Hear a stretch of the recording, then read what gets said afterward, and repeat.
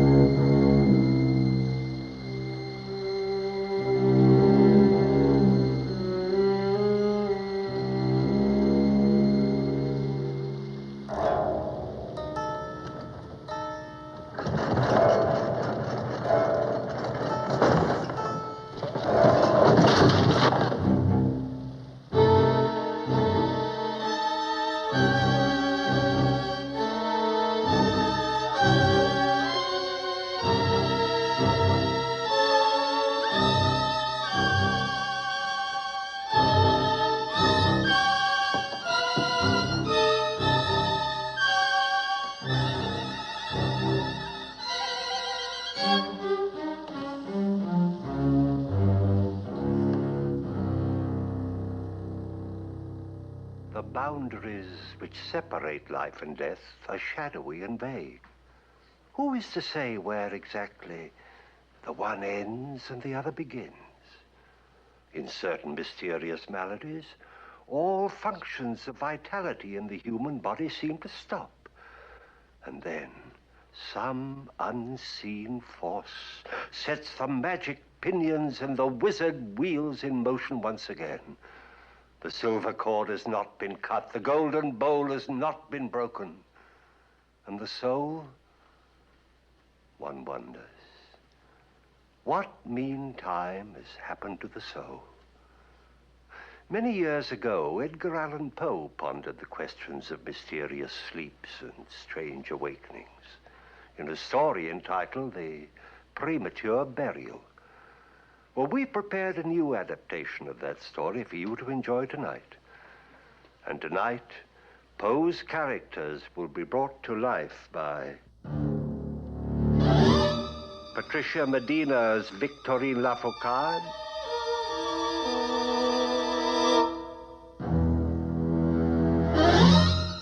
Sidney Blackmer's Edward Stapleton,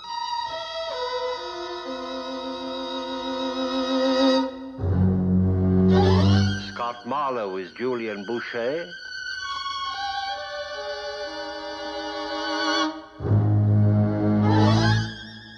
William Gordon is Dr. March,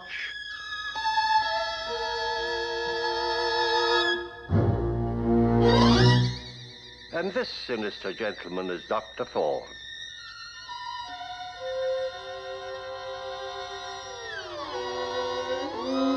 And as sure as his name is Boris Karloff, this is a thriller.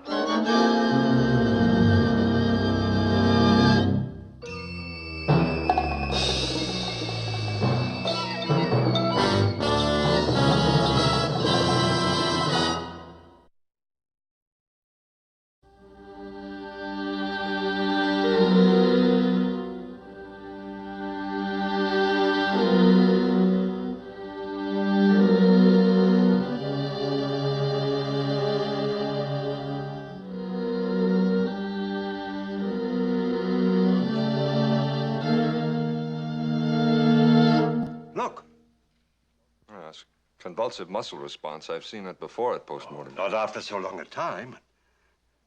Note the tone of the tissue. 3 days in the grave and no sign of decay. Well, I suppose some kind of poison might have affected preservation. No. Doctor, I'm going to try the galvanic battery. The battery? But why? The man is dead. In that case, it can do him no harm. Fetch it.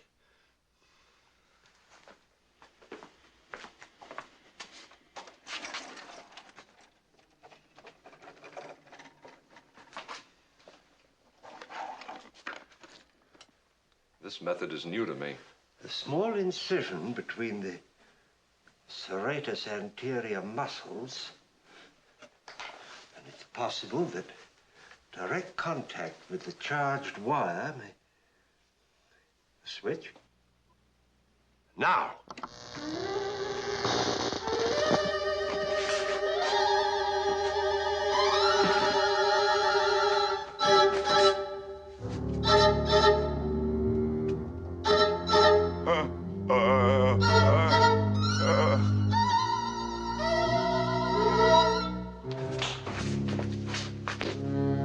His heart is beating.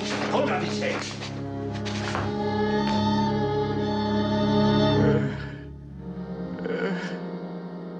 Is it clear to you, Edward? You are safe in bed in my nursing home. You've been the victim of a most unusual seizure. For want of a more definitive term, we call it catalepsy. Do you understand?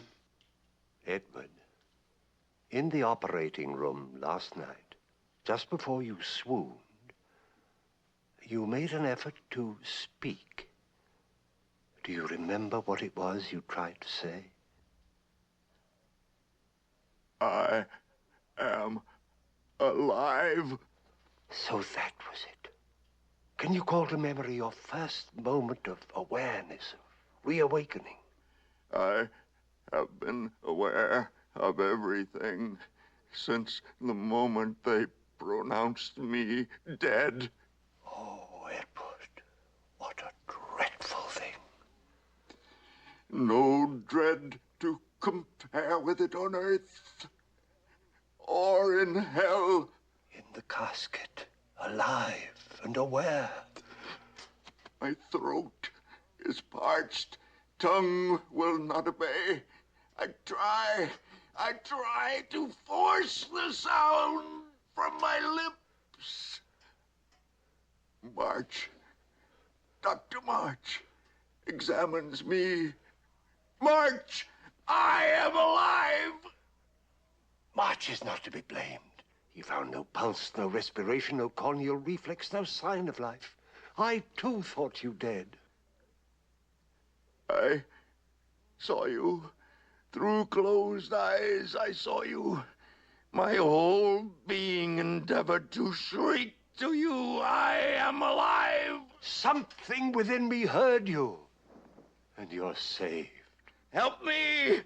Thorn, help me! Put the knife in my heart. Don't let this happen again. Help me to die. Help me to really die. Help me. March!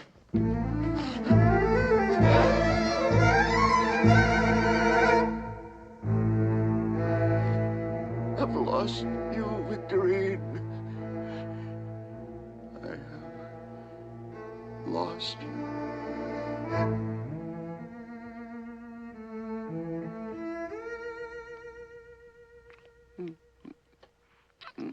Julian.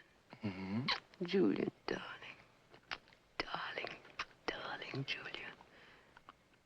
Tell me you've never loved like this before. You know that's true. But say it to me. I'm not a poet, Victorine. You're a tormentor. Do I have to beg you for a tender word? Of course not. Darling, I offer you my tenderest sympathies on your heartbreaking failure to become the wealthy widow Stapleton. Now, how is that, darling? Too tender? Julian, the months with Edward were not easy for me. I endured them only for your sake. I understand, darling. I owe you everything, and you owe Stapleton everything. And therefore, I am deeply in debt to his memory. He did love me, you know. Oh? Well, did he know that you had a friend to support? Or did he think that I was really renting this attic of You know yours? perfectly well that he knew nothing about you. Well, I think we abandoned the best plan, Victorine. I should have had that chat with him. I might have persuaded him weeks ago to salve my jealousy with gold. You are talking like a hateful child. I am a hateful child. I hate the time and the patience I've wasted waiting for you to get at Edward Stapleton's money. I hate being penniless because you couldn't make him marry you weeks ago. You ungrateful little urchin. I ought to... You ought to what? Throw me out? Be rid of me? Well, you do it. I will. No, you won't. Because it's exciting for you to possess an attic genius. A very young, impatient pauper who will use the back stairs discreetly. A suitor and a child for you, Victorine, in one young painter who flatters you on canvas, who helps you cling to the past and helps you put off the future. No, you won't turn me out, Victorine. You'd let go of almost anything else, but never, never me.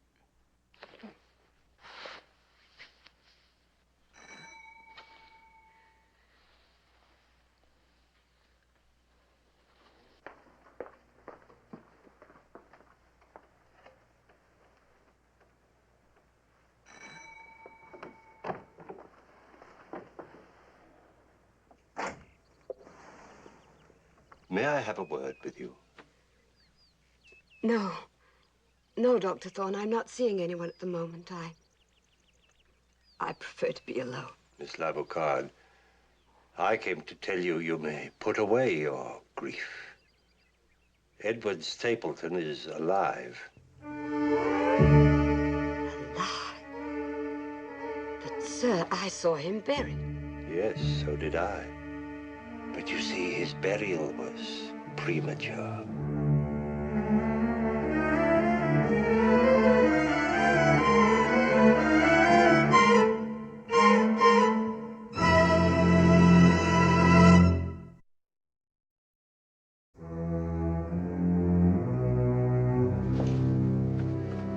He doesn't look ill.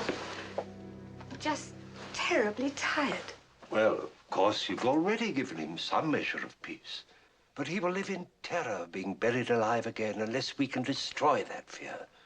Now, I've notified every medical man, every hospital, every undertaker in the county of his condition.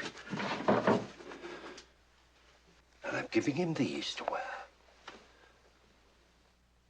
A necklace and a bracelet for each wrist.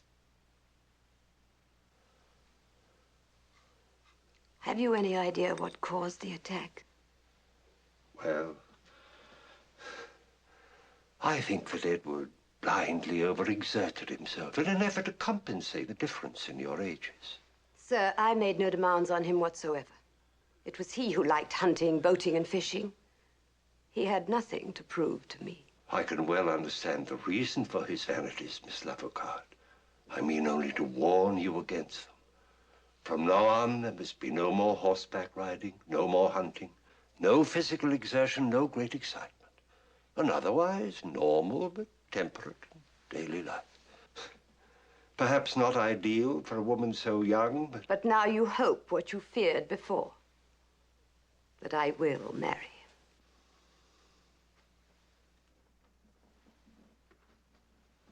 him. For his sake, yes.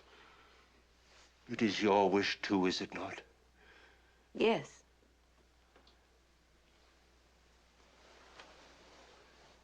Yes. Oh, yes, it is. Yes, I want the money. Because I want to paint. But I don't want him to have you. I wish he had stayed where he was. All right, I'm jealous. I suppose I'll never be happy until he's truly dead. Julian, darling, you shall be happy. I promise you, you shall.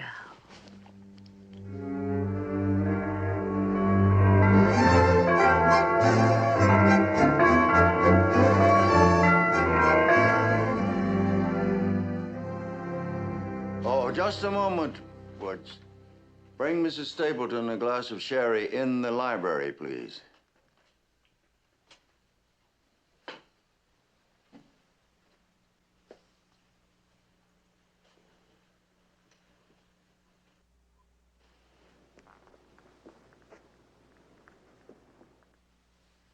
I was sitting there, just there, and suddenly I could not move. My darling Edward, you're going to forget all about that awful night. You're going to be happy with me and afraid of nothing. Yes, yes. Now come along. No, wait. There's something I want you to see.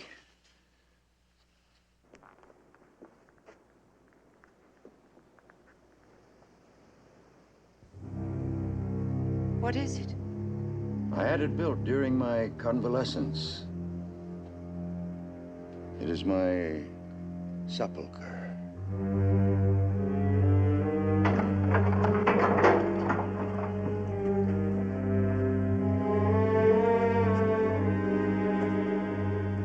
Victorine, come inside, dear. I want to show you the secrets of it.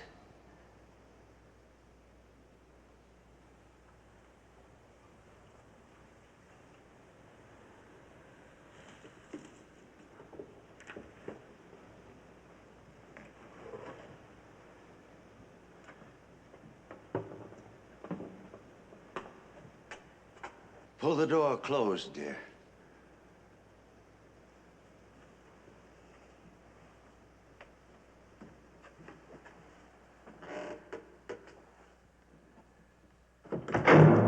Victorine, if I should die or appear to die, no matter where or when, I am to be buried here.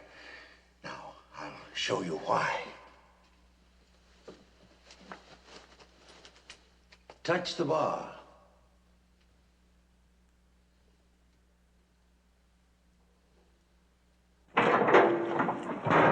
You see, neither the coffin nor its occupant can fall from this shelf without striking the bar. But if by chance it should fail to spring the locks, then I have tinned meats, biscuits, and water here, and ventilation, of course.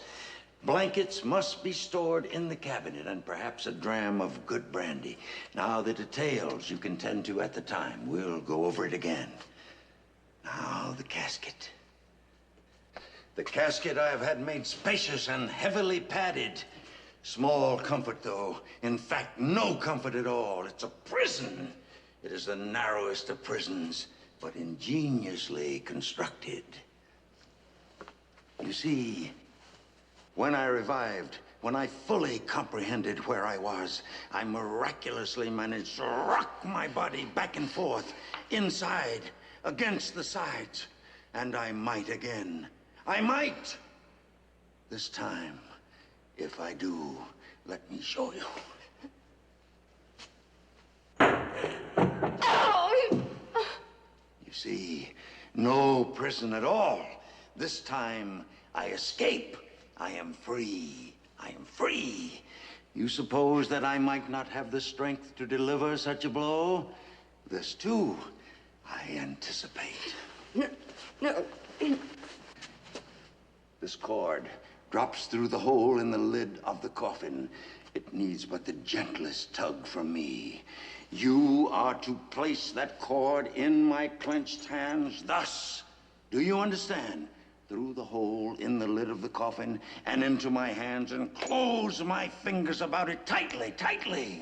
Edward, this is hideous. The bell above the door outside. I had the clockmaker balance it. It needs but the slightest tension.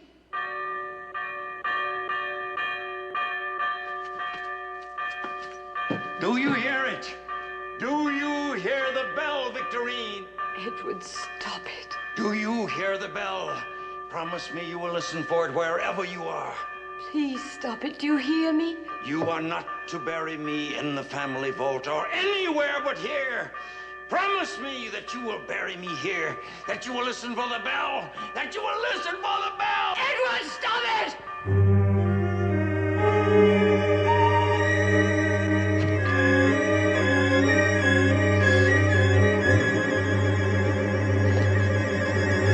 The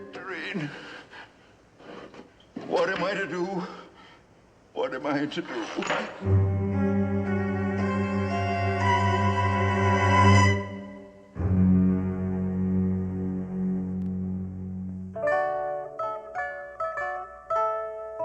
On his bold visage, middle age had slightly pressed its signet sage, yet had not quenched the open truth and fiery vehemence of youth.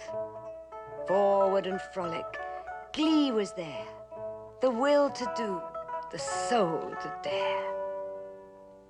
Sir Walter Scott must have known you, Edward. It's you he's written about. The vehemence of youth, the soul to dare. That's you, my darling, you.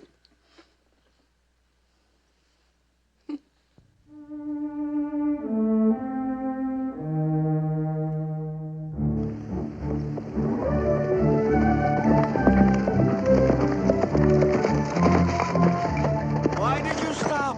Have I outdone you again? I wanted to watch you. I wanted to think about our trip to Canada. Oh, you little minx. You are determined to take that trip, aren't you? I want to take the last shred of unhappy memory away. And banish it forever, my darling.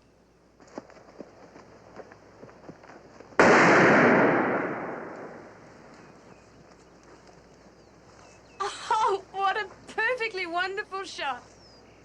Let's go back to the lodge right away. I want to tell them that my husband is the great American hunter. Oh, my dear.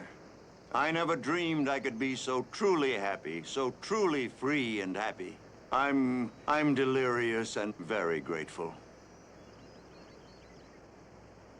Please, Edward, don't you be grateful. Let me be. I have something to confess to you. I have been haunted by fears and doubts about us. I've never been really, truly sure about our marriage until this trip. And now, every week away from home has been more wonderful than the last. Edward, Edward.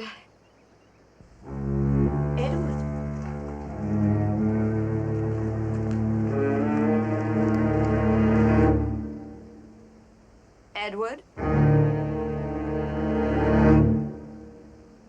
Edward Stapleton.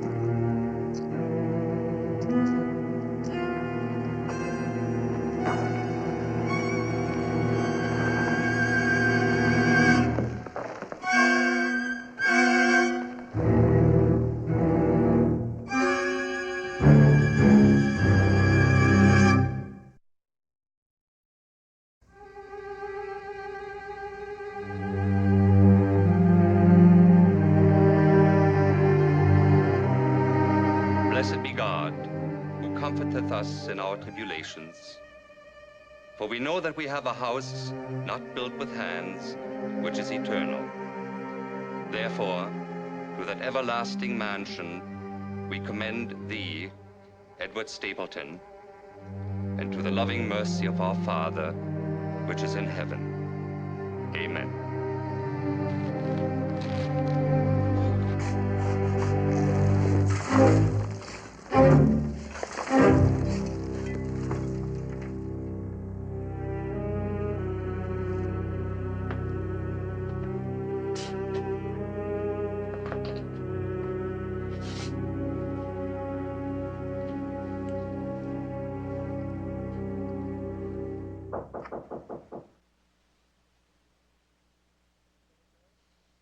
Someone there?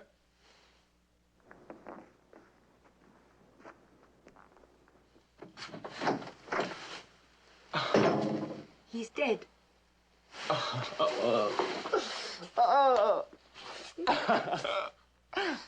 I got your letter. Come on, tell me how it happened. Well, we traveled for about 9 weeks. And then 3 weeks ago, he decided to go hunting. He shot a deer, and the excitement overcame him. Is everything all right? Oh, everything, my darling, is perfect. No trouble? Oh, there were language difficulties, and I was terribly grieved. I'm afraid I behaved quite badly. But I'm over it now. And now, at last, I can give you everything I promised you.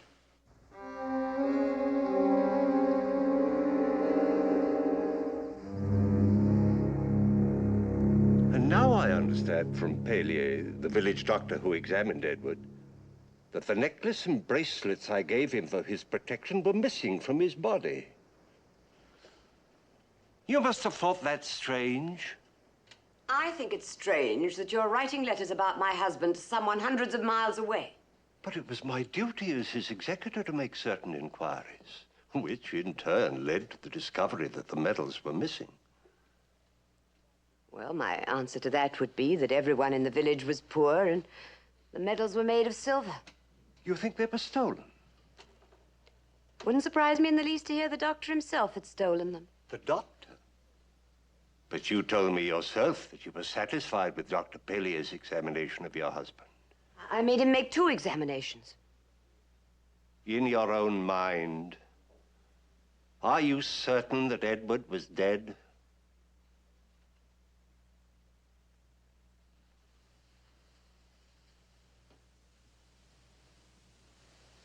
I wonder if you are aware of what you have just asked me. I wonder how you dare.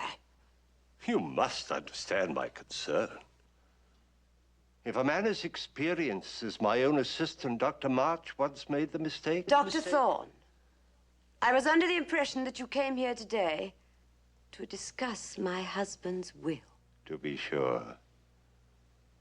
He bequeathed his entire estate to you, but there is only one condition. He must be buried in the vault he built out there in the garden. That's impossible. He's hundreds of miles away. No great expense involved in bringing him home? Pagan, it's obscene. Did you persuade him to do this? It was his wish, as you must have known when you confined him in a coffin under foreign soil. I buried him there because that's where he spent the happiest days of his life, with me. I made him free and happy in spite of you. And you resent that, don't you? Madam, I never doubted for one moment that you would make Edward happy. As long as he lived. But I know he would want you to be practical now, on your own behalf. This, as you see, is an order from the probate court. If you will endorse it, I will go and bring Edward home. If you refuse, the court must award his estate to his cousins.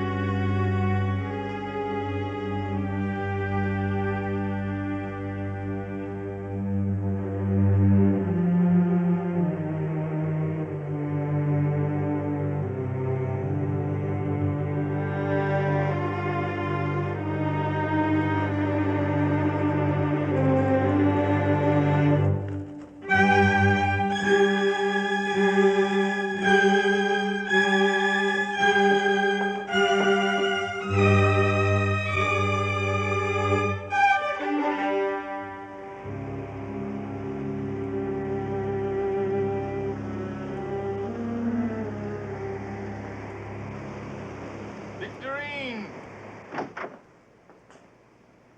Victorine?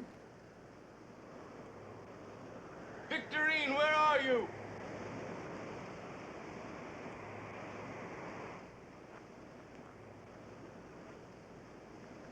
Victorine! Julian! Thank God you're all right. I came the moment I got your note. Oh, Julian, I'm so alone. I'm so alone. Oh, that's it. The servants have deserted you. No, I made them leave. I didn't want them to know I'd sent for you. Oh, darling, you want me to marry you, and if I do, they're bound to notice me. Julian, there's something wrong.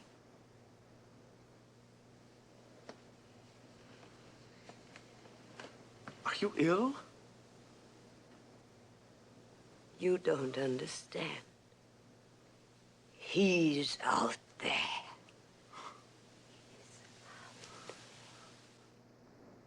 Darling, have you had a large glass of sherry? And if you haven't had, perhaps you'd better. We wanted Stapleton's money, and in a few days we shall have it. No! Turn up the lamp!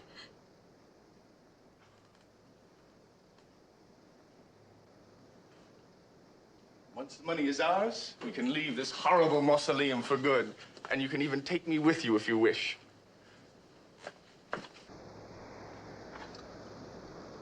And as to dear old Stapleton, is that his precious vault?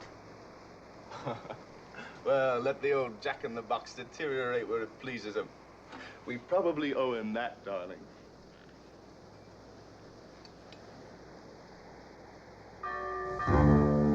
Julian, what is it?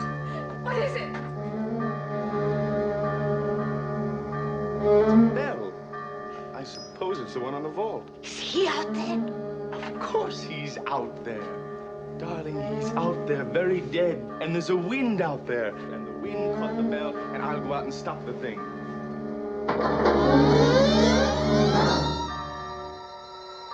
That was not the wind. He opened the door! He opened the door!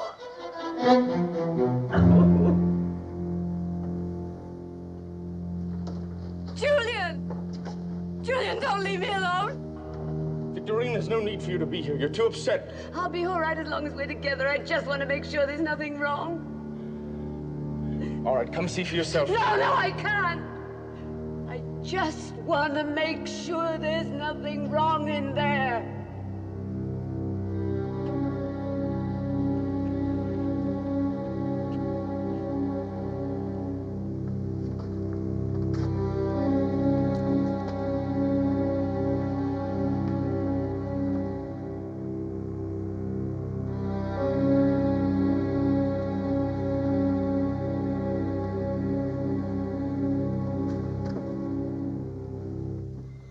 Julian? Julian, I see him. I see him. I see him! If there's anyone out here, answer me!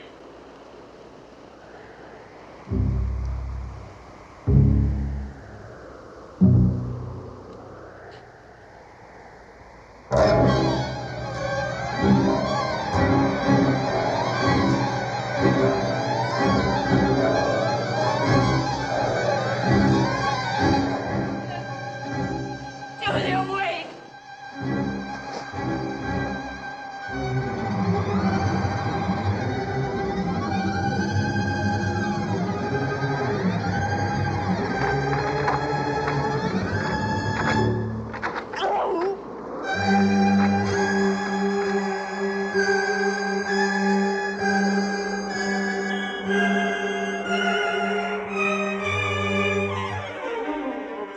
He's wearing a shroud. Who else could it be? A prowler, a prankster, a crank. Anyone who knew about that infernal vault. But not your late husband. Now, that's ridiculous. Then where is Edward? Where is his body? Oh, Victorine. Now, listen to me. Even supposing the man was alive when he was buried, He's been under the ground for 6 weeks. That's enough to kill anyone.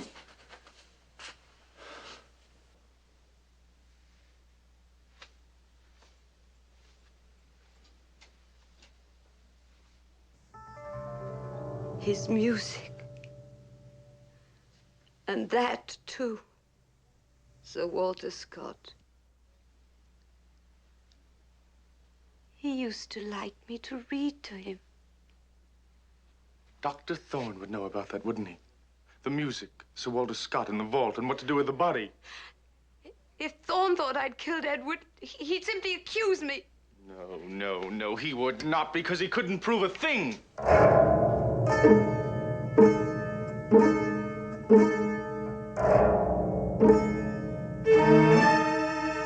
Thorn! Come back here! You come back here!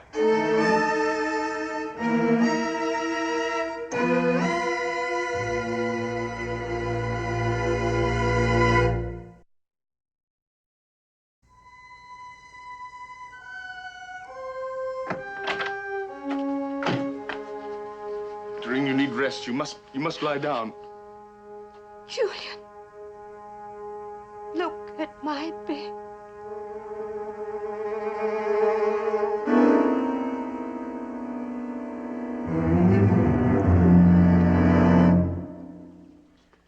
You told me you buried this. You told me Thorn believed you. I buried that. I took it off him and I buried it. And I buried his bracelets, too. And he was watching me. That is ridiculous. He was alive! He was alive! Stop it! Stop it!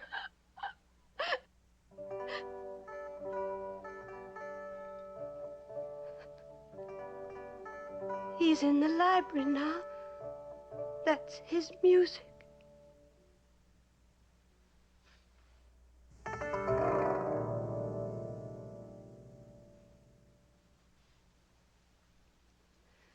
Where is he? You're giving over to this fear of something utterly impossible. Stapleton cannot be alive, and Thorn cannot be sure of anything. Now, the only sane thing to do is to bring the police. I want you to come with me. I don't want to leave you here alone, but I am going.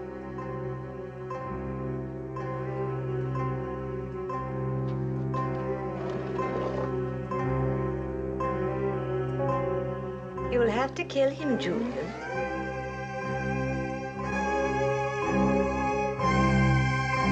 I see you, Thorn. You leave us alone.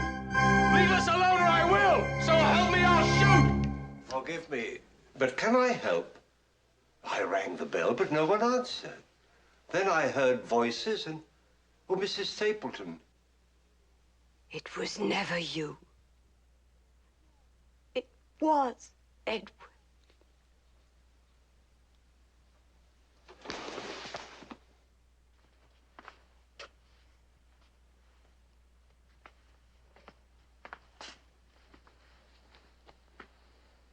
I was afraid this afternoon at the interment that she wasn't well. That's why I came by this evening. Do you swear you haven't been here all along? The vault is open, you say, and... Edward is alive? I do not say he's alive.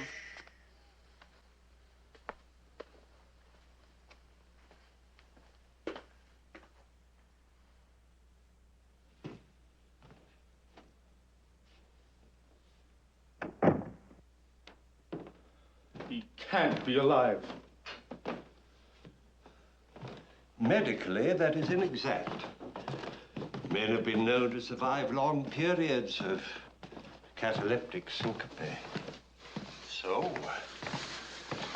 if he were alive, it is possible the long journey home has revived him. Well, you were with him all the way. You would have known that. You say he has seen you here? Sir, I am not even prepared to believe it's Stapleton.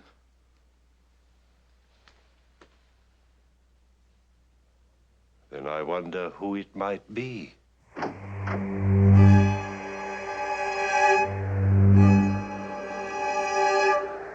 Edward, is that you?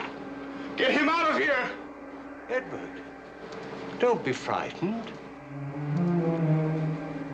Edward, Edward, it is I, Thorn. Edward, Edward, where are you?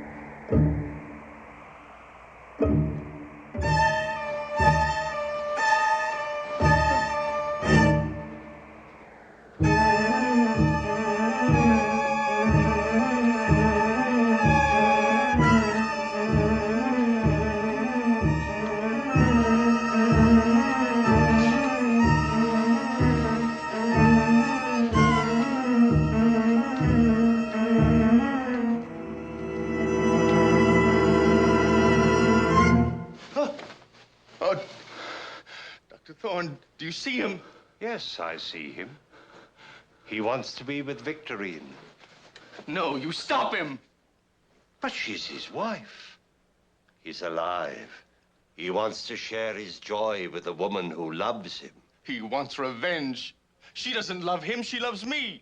She'll say she did it all for me.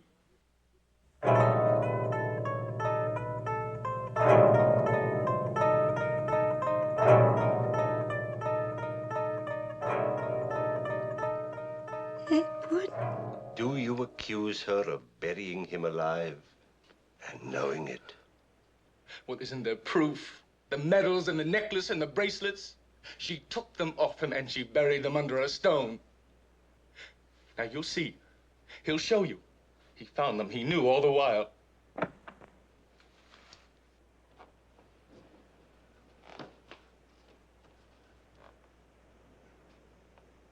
Dr. Thorn, perhaps you can help me.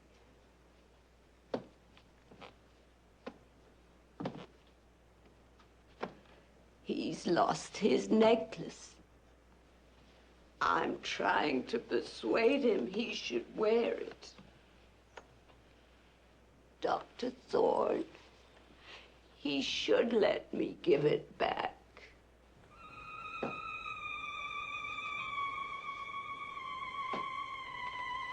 Edward, won't you come down?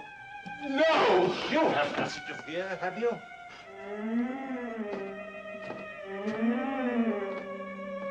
Edward, here's your necklace. Doctor, I meant him no harm. But you did know he was murdered, didn't you? No! No, make him stop, please. Please, I'm sorry. Do you accuse this woman? Yes, I do. I accuse her. I knew. I'm sorry. I'm sorry. I'm sorry.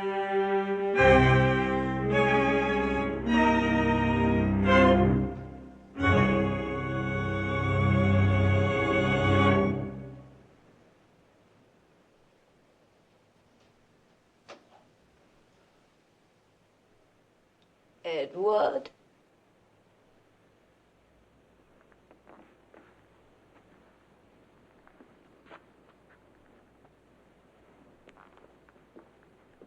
Julian. Oh. Julian. You see, dear, he's quite all right. You mustn't worry. I promised you. Why? Why did you do this to us, Dr. Thorn? I went to see where my friend had died. I found one stone with no moss on it. It had been overturned. And I found his necklace and bracelets hidden under that stone. And in his coffin, I found a man who had been murdered by torture. A murder that I could not prove. This is Edward Stapleton's death mask, taken from his face. Dr. Thorn, since you were kind enough to give this to my husband, perhaps you'll see that he wears it. It's quite important. Really quite important.